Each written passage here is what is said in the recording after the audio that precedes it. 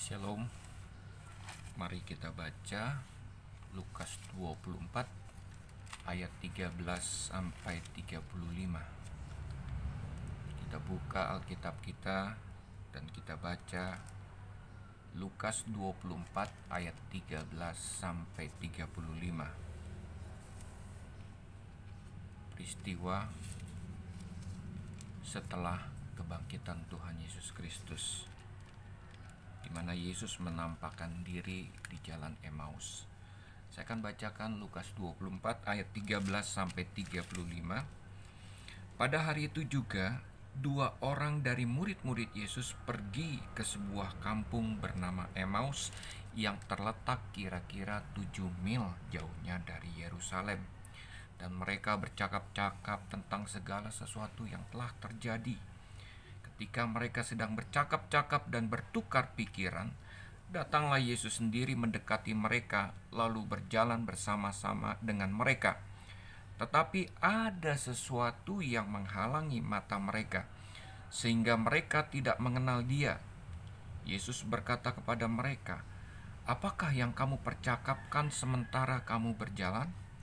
Maka berhentilah mereka dengan muka muram.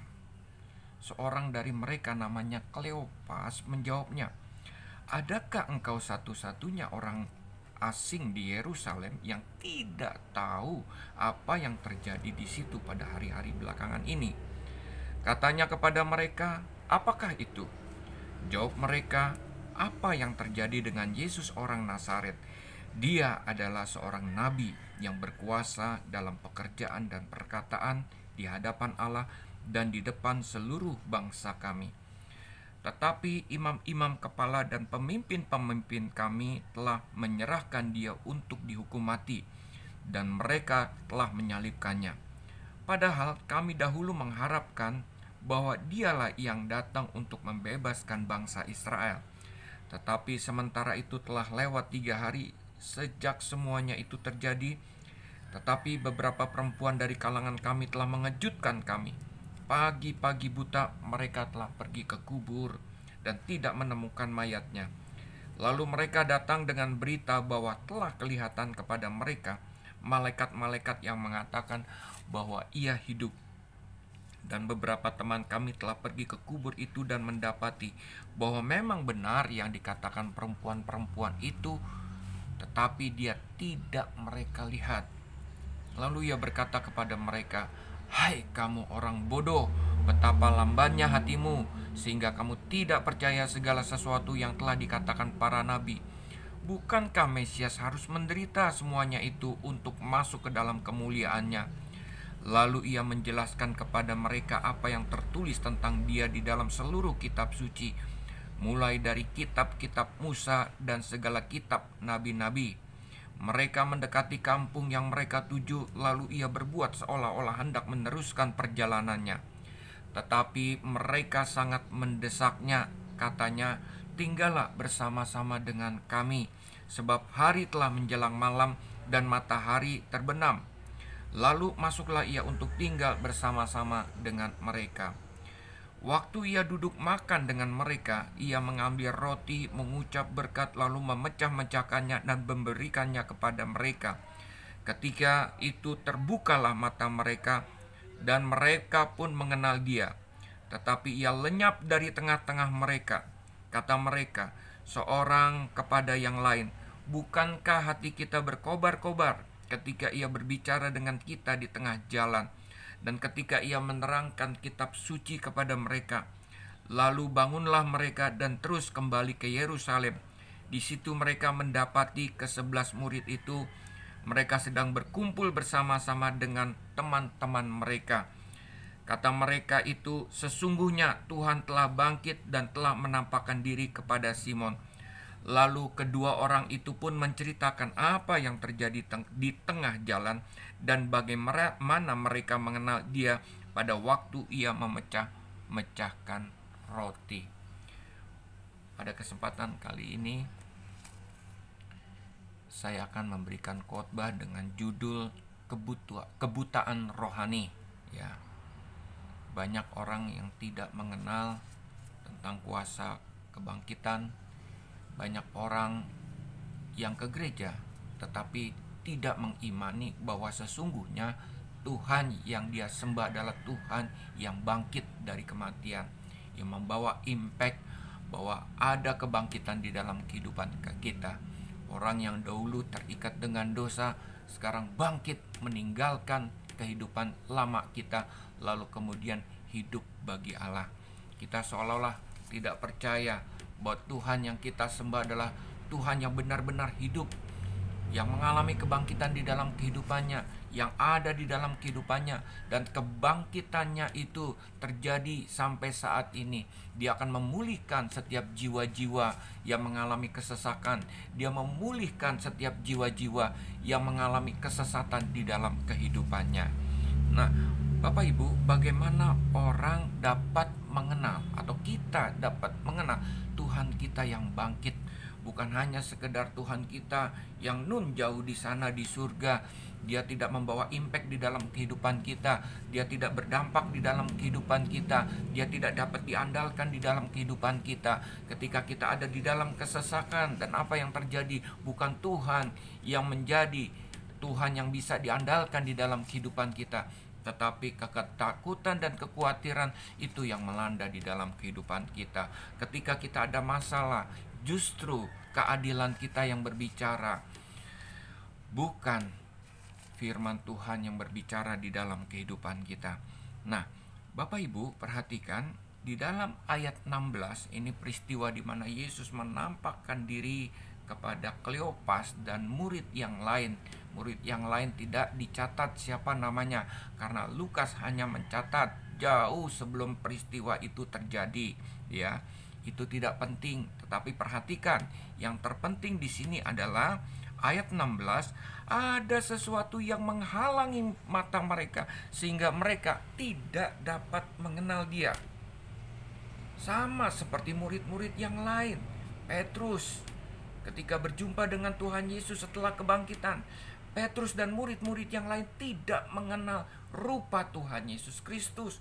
Bukan hanya tidak mengenal rupa Tuhan Yesus Kristus, tetapi apa yang terjadi, mereka pun juga tidak mempercayai apa yang telah dinubuatkan oleh firman Tuhan dalam perjanjian lama, ya, tentang tentang kebangkitan Tuhan Yesus Kristus. Mereka lupa segala sesuatu yang berkaitan dengan Tuhan Yesus Kristus. Jadi Bapak Ibu, kehadiran Tuhan Yesus tidak cukup dengan fisik yang mungkin pada saat itu Tuhan Yesus sudah berubah dengan tubuh kemuliaan. Ketika murid-murid menghadapi badai Danau Galilea, Tuhan Yesus datang kepada mereka, berjalan di atas air. Dan apa yang terjadi? Mereka tidak mengenal Tuhan Yesus. Bahkan menyebut Tuhan Yesus itu hantu. Bapak Ibu, pengenalan akan fisik Tuhan Yesus Kristus yang disaksikan oleh mereka pada saat itu tidak cukup untuk mengenal atau mengetahui identitas Tuhan Yesus Kristus. Apalagi foto dan patung Tuhan Yesus. Sementara Tuhan Yesus menampakkan diri secara fisik, mereka tidak mengenal Tuhan Yesus. Nah, saudara-saudara, untuk mengenal Tuhan Yesus Kristus ini membutuhkan pertolongan dari Roh Kudus. Roh Tuhan yang ada di dalam kehidupan kita memampukan kita bukan hanya mengenal Tuhan Yesus Kristus yang sekarang saat ini tidak kita lihat, tetapi memampukan kita untuk kita percaya. Bukan hanya mengenal, tetapi juga percaya. Tetap sudah barang tentu saudara-saudara, mengenal Tuhan Yesus Kristus ini bukan usaha kedagingan, memerlukan anugerah Tuhan. Hanya orang-orang yang menerima anugerah Tuhan, sekalipun sudah dipilih oleh Tuhan, tetapi hanya orang-orang yang menerima anugerah Tuhan bisa mengenal Tuhan Yesus Kristus. Dan setelah itu diperlukan Roh Tuhan yang tinggal di dalam kehidupan kita, yang memampukan kita untuk mengenal, bahkan percaya, hidup mengandalkan Tuhan Yesus Kristus.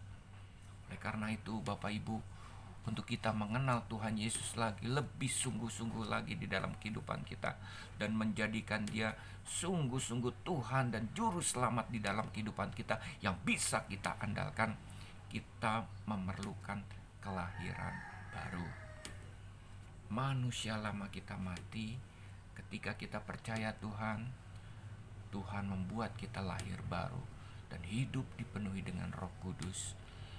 Ketika kita mengalami kelahiran baru, kita menjadi anak-anak Allah. Roh Tuhan bekerja di dalam kehidupan kita. Itu yang memampukan kita untuk mengenal Tuhan dan percaya kepada Tuhan sungguh-sungguh.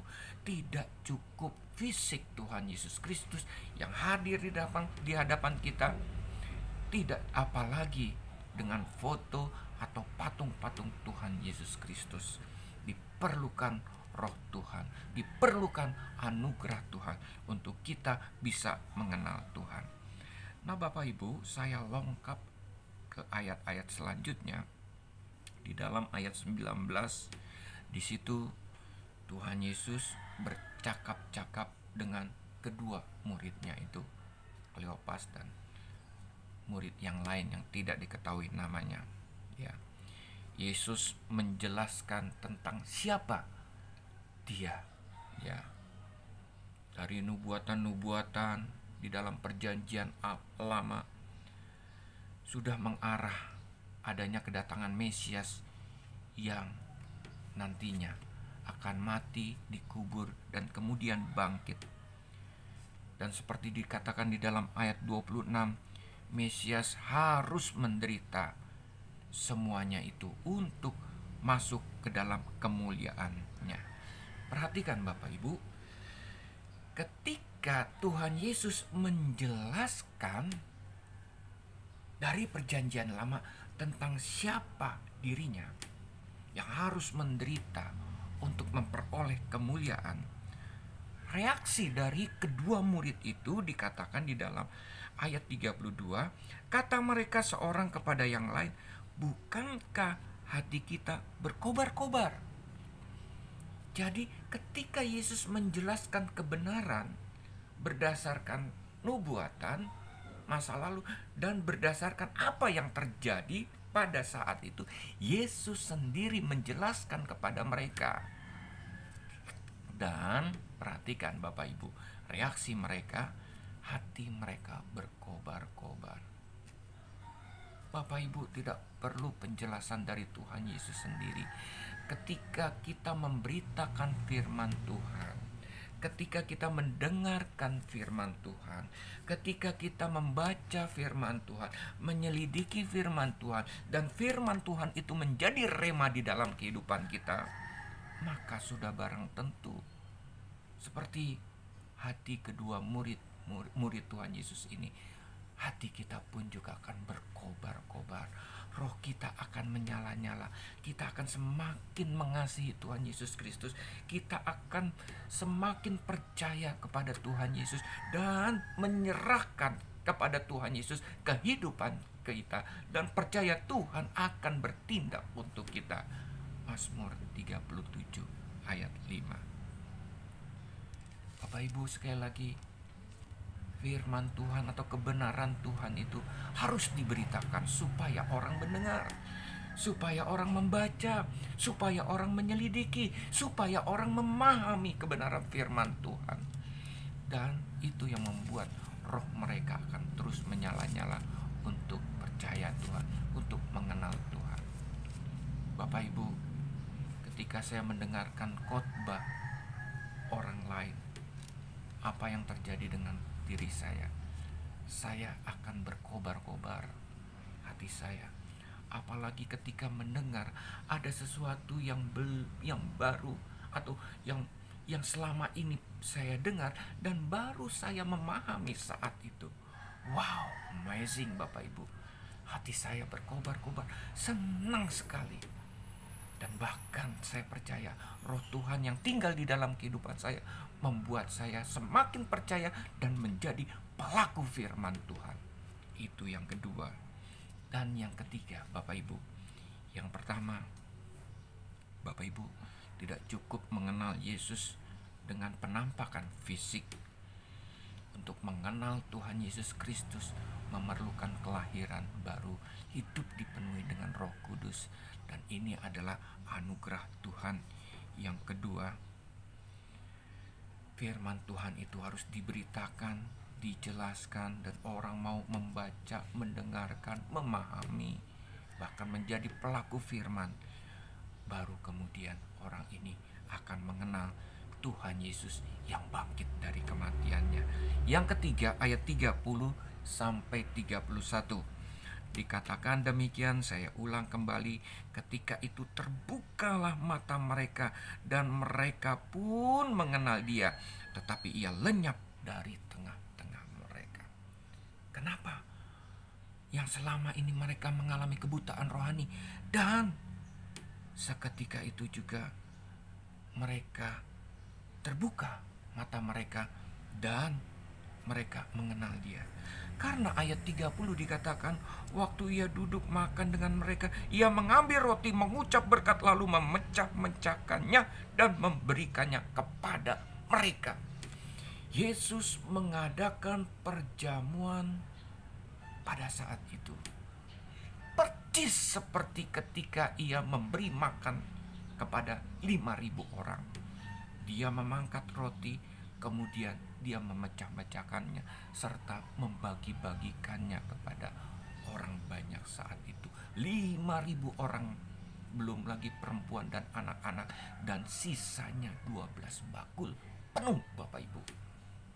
Apa artinya ini? Perjamuan itu melambangkan, Bapak Ibu, tubuh Kristus yang adalah santapan rohani buat kehidupan kita. Ketika itu dibagi-bagikan kepada orang lain, itu akan memenuhi kepuasan rohani dari seluruh orang banyak, untuk mereka bisa mengenal Yesus dan mempercayai Yesus sebagai Tuhan dan Juru Selamat di dalam kehidupan mereka. Kali kedua, mereka mengingat bahwa perjamuan yang Tuhan lakukan pada saat itu persis sama ketika Yesus mengadakan perjamuan akhir bersama murid-muridnya. Ketika mengadakan perjamuan akhir, Tuhan Yesus berkata, tubuhnya ini adalah tubuh dari surga. Tubuh Yesus sendiri roti itu yang harus mereka makan. Anggur itu adalah darah Tuhan Yesus Kristus yang tercurah sebagai darah perjanjian baru yang dimeteraikan kepada kita semua. Hidup kita mulai saat itu hidup sebagai anak-anak Allah. Bapak Ibu, ketika Yesus mengadakan perjamuan dengan kedua orang murid tersebut, Bapak Ibu, perhatikan, Yesus mengambil alih. Dia bukan sebagai orang yang dijamu atau sebagai tamu, tetapi Dia adalah sebagai tuan rumah yang mengajak mereka untuk mengadakan perjamuan tersebut. Tuhan Yesus mengambil alih kedudukan tuan rumah. Ini artinya Tuhan Yesus menginginkan kesatuan antara Dia dengan murid-muridnya. Bapak Ibu, ketika Kleopas dan murid yang lain itu memakan tubuh roti itu, dia sedang memakan tubuh Kristus. Ketika dia meminum anggur itu, dia sedang meminum darah Kristus.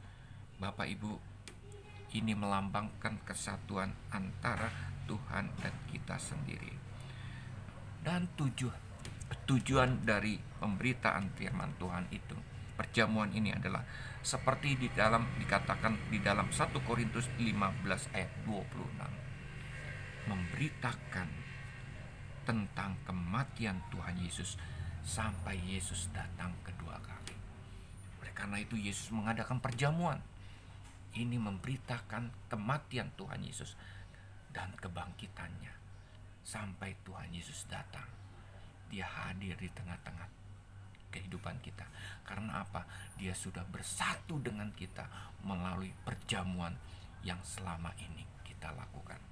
Jadi Bapak Ibu, 3 hal itu yang membuat kita bisa mengenal Tuhan kita yang bangkit. Yang pertama, orang tidak cukup mengenal Tuhan dengan fisik Tuhan Yesus sendiri, apalagi melalui patung dan salib. Mungkin patung dan salib itu seperti orang berpacaran, hanya bisa menimbulkan kerinduan. Tetapi untuk mengenal Tuhan Yesus Kristus ini, Bapak Ibu, diperlukan kelahiran kembali, hidup dipenuhi dengan Roh Kudus, dan ini adalah anugerah Tuhan. Yang kedua, Bapak Ibu, untuk mengenal Tuhan Yesus Kristus, firman itu harus diberitakan, harus didengar, dipelajari, diselidiki, dipahami, dan harus dilakukan di dalam kehidupan kita. Ini yang membuat kita hati kita berkobar-kobar, roh kita menyala-nyala, dan kita semakin setia dalam mengikuti Tuhan. Dan yang terakhir, tidak lupa kita mengadakan perjamuan kudus sebagai tanda bahwa Yesus hadir di dalam kehidupan kita. Karena apa? Perjamuan kudus melambangkan kesatuan antara kita dengan Tuhan Yesus Kristus. Kita yang sudah memakan tubuhnya melalui roti yang dilambangkan dalam perjamuan kudus itu, melalui darah Kristus yang kita minum sebagai darah perjanjian baru. Tuhan memberkati. Shalom.